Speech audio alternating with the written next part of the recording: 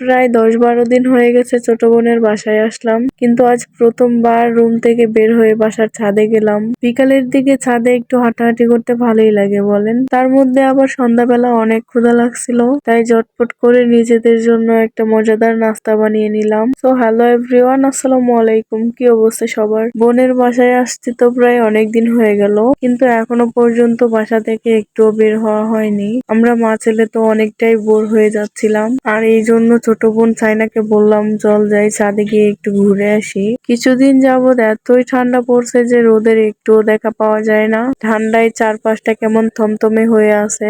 এই ঠান্ডার মধ্যে বাবুকে নিয়ে বেড়াতে এসে বিপদেই পড়ে গেলাম। আমরা বেড়াতে আসার পরেই এত ঠান্ডা পড়বে কে জানে। 2-3 দিন হয়ে যাচ্ছে, তারপরে আয়নের কোনো কাপড়ই শুকাতে পারছি না। তো যাই হোক, আমরা আর ছাদে বেশিক্ষণ থাকিনি, কারণ ছাদে প্রচুর বাতাস ছিল। তারপর সন্ধ্যাবেলা আমার ছোট বোন বলল ওর নাকি খিদা লাগছে। ওর কথা শুনে আমারও তো সাথে সাথে খিদা পেয়ে গেল, তাই আর দেরি না করে আমি সাথে সাথে নাস্তা বানাতে বসে পড়লাম। আজ আমি বানাবো লাচ্চা পরোটা, আর এই জন্য আমি পরিমাণ মতো আটা নিয়ে এর মধ্যে স্বাদ মতো লবণ আর কিছুটা তেল দিয়ে মাখিয়ে নিচ্ছি। তেল আর লবণটা আটার সাথে ভালো করে মেশানো হয়ে গেলে এখানে আমি হালকা কুসুম গরম পানি দিয়ে মাখিয়ে নিচ্ছি আটাটা। এই তো দেখেন অনেক সুন্দরভাবে মাখানো হয়ে গেছে, সফট হয়েছে অনেক। এখন আমি এই ডোটা 1 ঘন্টার জন্য ঢেকে রেখে দিব।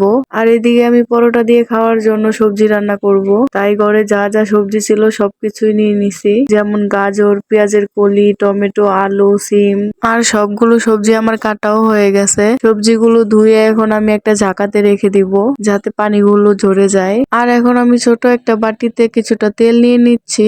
এখন এই তেলের মধ্যে দিয়ে দিলাম 1 চামচ কর্নফ্লাওয়ার। বাসায় যদি কর্নফ্লাওয়ার না থাকে তাহলে এখানে ময়দাও দেওয়া যাবে। তো আমি তেল আর কর্নফ্লাওয়ার একসাথে ভালোভাবে মিশিয়ে নিছি। এখন আমি সবজিটা রান্না করার জন্য রেডি করব, এই জন্য একটা কড়াই নিয়ে নিছি। আর কড়াইয়ের মধ্যে এখন সবগুলো সবজি দিয়ে দিলাম। সবজির মধ্যে এখন আমি একে একে সবগুলো মশলা দিয়ে দিব। প্রথমেই দিয়ে দিলাম রসুন বাটা, তারপর দিয়ে দিচ্ছি জিরা বাটা, তারপর দিয়ে দিলাম আদা বাটা, আর এখন দিয়ে দিব গুঁড়া মশলাগুলো। দিয়ে দিলাম 1/2 চামচ মরিচের গুঁড়া, 1/2 চামচ দিয়ে দিলাম হলুদের গুঁড়া, আর এখন দিয়ে দিব স্বাদ মতো লবণ। তারপর দিলাম টমেটো আর কিছু কাঁচামরিচ কুচি, আর সাথে কিছুটা পেঁয়াজ আর রসুন কুচি দিয়ে দিলাম। আর এখন কিছুটা তেল দিয়ে আমি হাতে মাখিয়ে নিব সবজিগুলো।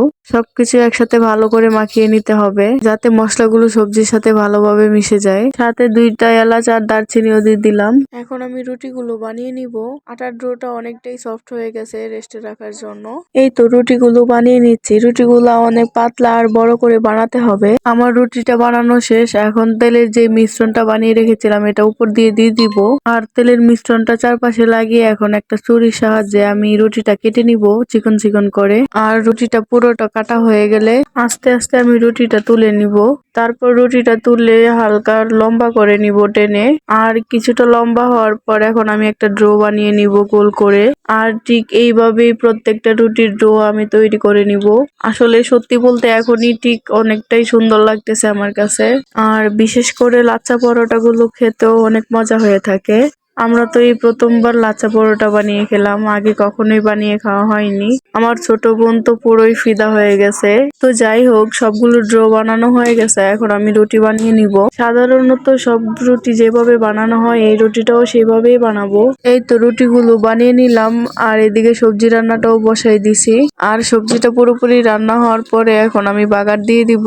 শুকনো মরিচ আর পেঁয়াজ রসুন দিয়ে বাগার দিলে অনেক মজা হয়, গ্রানটাও অনেক ভালো আসে। তো যাই হোক, সবজি রান্না আমার কমপ্লিট। এখন আমি রুটিগুলো ভেজে নিব।